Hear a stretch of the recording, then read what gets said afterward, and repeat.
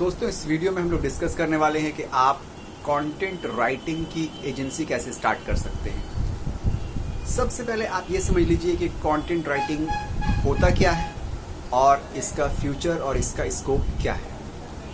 Content writing क्या है?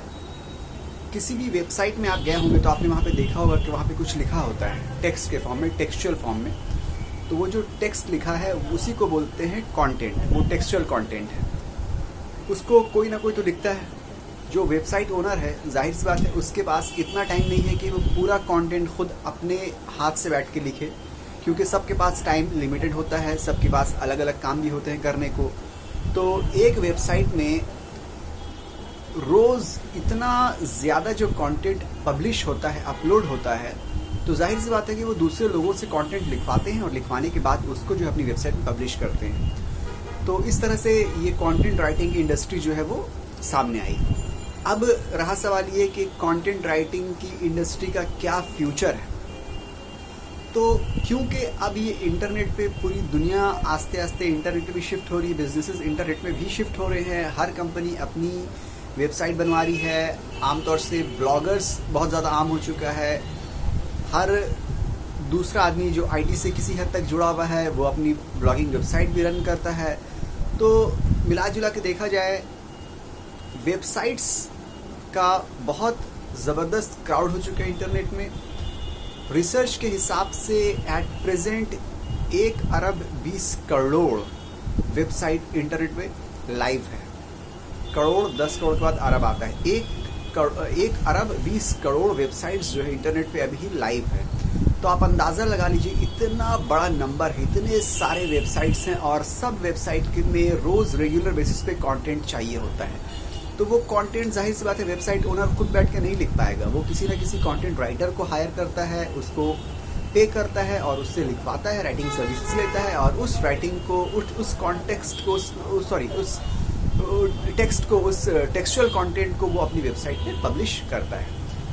अब ये देखिए कि how much you can earn या how much you are getting paid as a content writer. तो इंडिया की बात की जाए तो इंडिया में कंटेंट राइटर का 1 रुपी पर वर्ड के हिसाब से आमतौर से ये एक स्टैंडर्ड प्राइस है, मिनिमम ये है। और बहुत से जो नए राइटर हैं वो 50 पैसे भी लेते हैं पर वर्ड, जो कि बहुत कम लोग हैं जो 50 पैसे लेते हैं। जो नॉर्मल स्टैंडर्ड है इंडिया में वो 1 रुपी पर वर्ड है, ये मिनिमम है।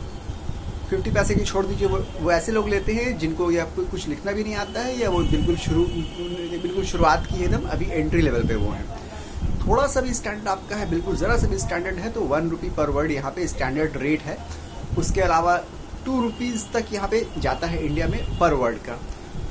और अब्रॉड फॉरेन की अगर बात की जाए तो फॉरेन में 2 रुपीज़ पर वर्ड से स्टार्ट है और आप अगर देखिए तो 15 रुपीज़ से 16 रुपीज़ से 17 रुपीज़ भी पर वर्ड का आपको फॉरेन में, अब्रॉड में मिलता है कंटेंट राइटिंग। अब रहा सवाल ये कि आपको काम कहाँ से मिल जाएगा। अगर आपको इंडिया क्लाइंट चाहिए तो आप फेसबुक में बहुत सारे ग्रुप्स हैं कंटेंट राइटिंग के नाम से, आर्टिकल राइटिंग के नाम से, आप उसको ज्वाइन कर सकते हैं।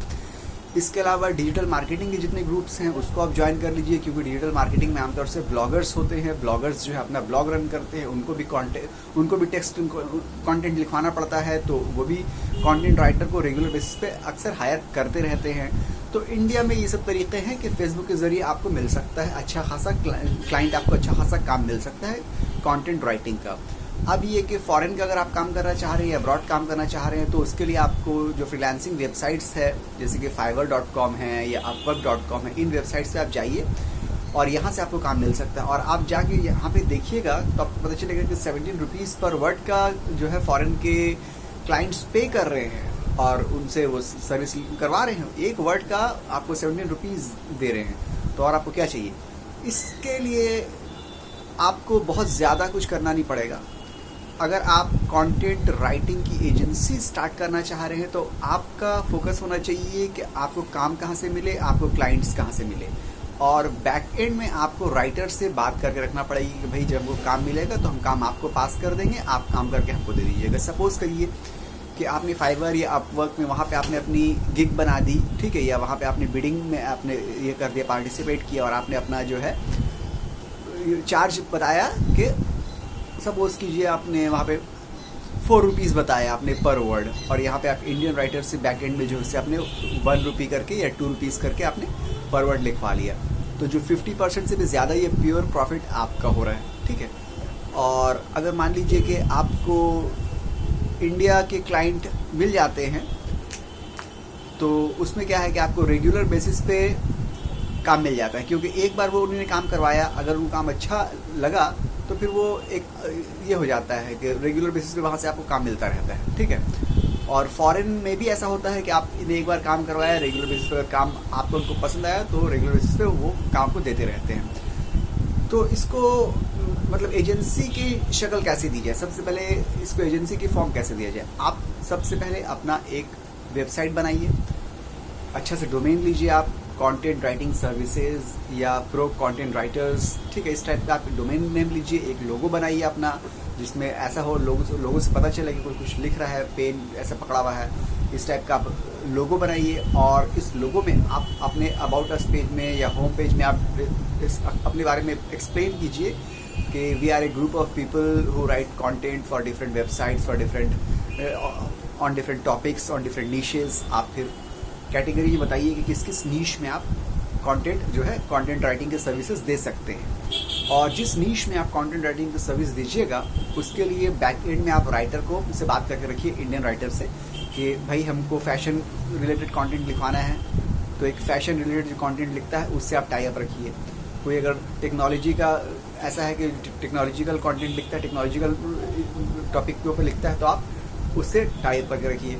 तो इस तरह से बहुत सारे कंटेंट राइटर से आप बैक एंड में टाई अप रखिए और फ्रंट एंड में आप काम लाइए, चाहे फेसबुक से लाइए, चाहे फाइवर से लाइए, चाहे अपवर्क से लाइए, चाहे फ्रीलांसर.com से लाइए, कहीं से भी आप लाइए, चाहे आप अपनी वेबसाइट के ऊपर एसईओ करके ऑर्गेनिक ट्रैफिक से लाइए, किसी भी प्लेटफॉर्म से, किसी भी जरिया से आप काम लाइए और उस काम को आप बैक एंड में जो राइटर बैठे हुए हैं आपके उनसे करवाइए, और करवाने के बाद 50% आपका और 50% उनका, क्योंकि ये जो राइटर्स हैं ये फिर आपको इंडियन राइटर्स जो हैं उनको अगर आप रेगुलर काम दीजिएगा और उनसे आप इस तरह से डील कीजिएगा कि आपको हम 1 रुपी पर वर्ड नहीं देंगे बल्कि 50 पैसे पर वर्ड देंगे, मगर आपको हम रेगुलर बेसिस पे काम देते रहेंगे, तो वो बहुत हद तक मान जाते हैं, क्योंकि काम उनको आप रेगुलर बेसिस पे दे रहे हैं।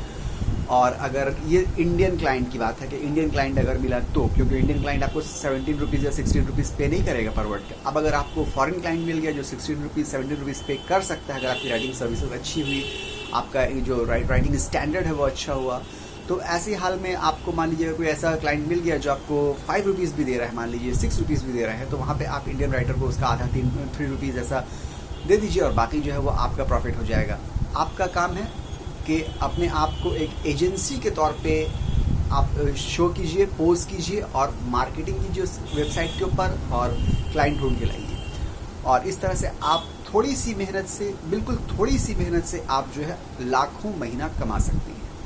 तो ये एक बहुत अच्छा ये है आइडिया है जिसके ऊपर आप काम कर सकते हैं। ठीक, मिलते हैं अगले वीडियो में, जब तक गुड बाय।